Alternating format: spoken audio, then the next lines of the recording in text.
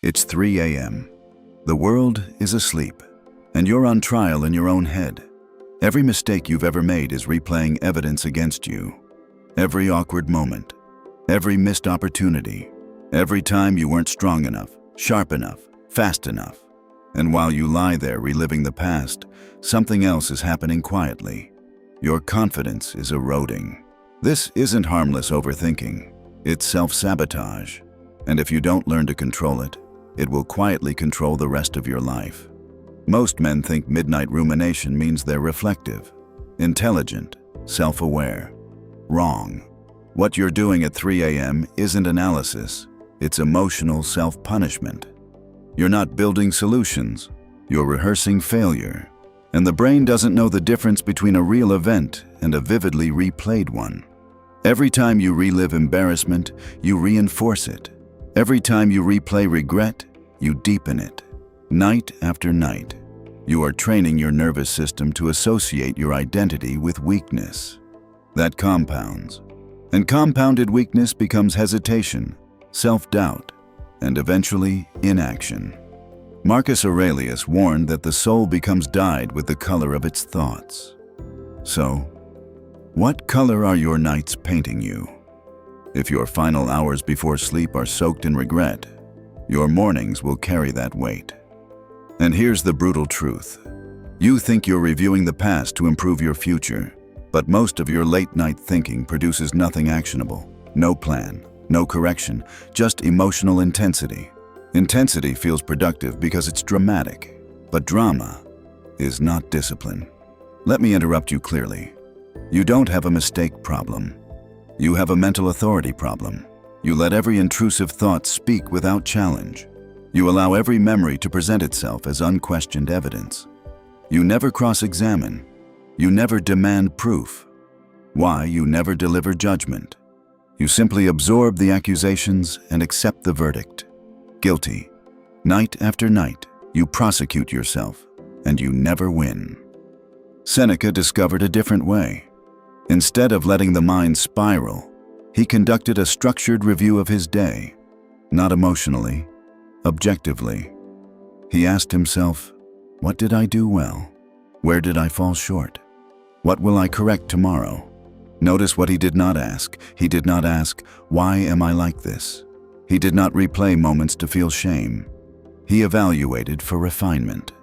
That is the difference between rumination and discipline. One weakens identity, the other sharpens it. Here's the shift that changes everything. When a memory surfaces at 3 a.m., you stop being the defendant. You become the judge. You treat your mind like a courtroom. First, state the charge clearly. I embarrassed myself in that meeting. Then demand evidence. What exactly happened? Not how it felt, but what actually occurred. Strip emotion from the narrative. Next, determine control. Can you change it now? Can you extract a lesson? If there is a lesson, write it down.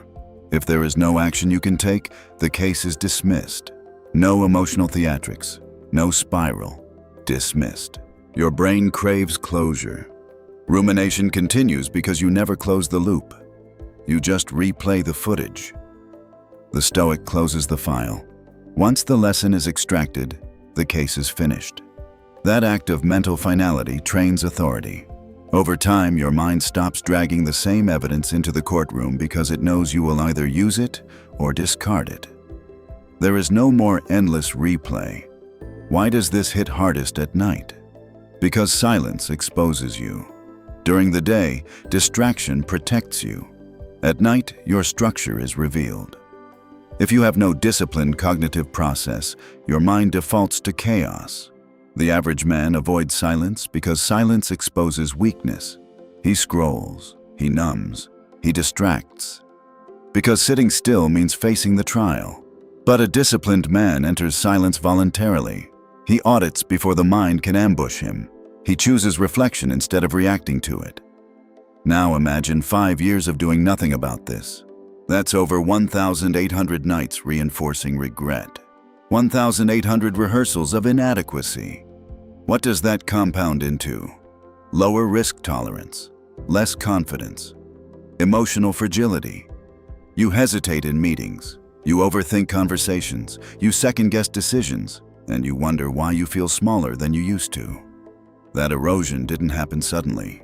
It happened quietly at 3 a.m. Now, imagine the opposite. 5 years of structured mental audits. Calm review.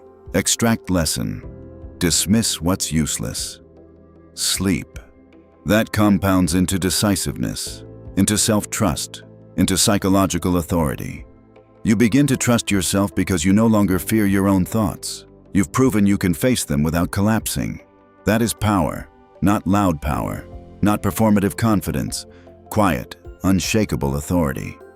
There's a difference between cruelty and ruthlessness. Cruelty attacks identity. I'm a failure. Ruthlessness corrects behavior. That was an error. Here's the adjustment. Stoicism is ruthless, not cruel. It protects identity while refining action.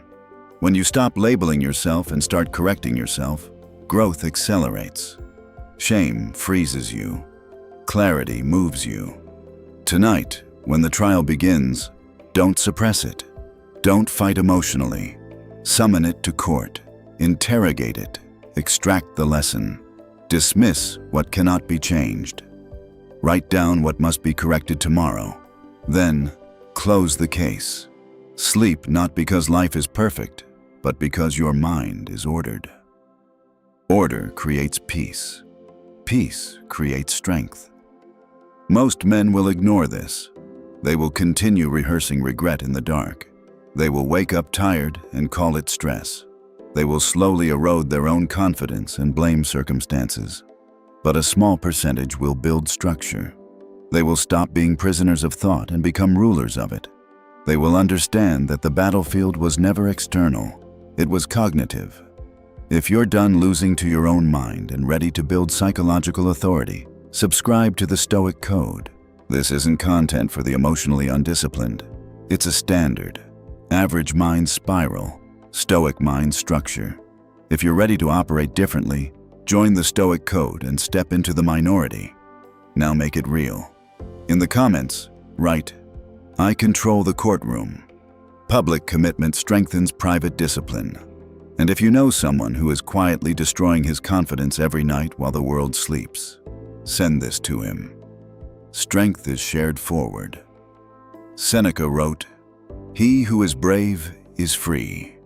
Be brave enough to face your thoughts without fear. Be disciplined enough to judge them without emotion, and never let your own mind put you on trial again.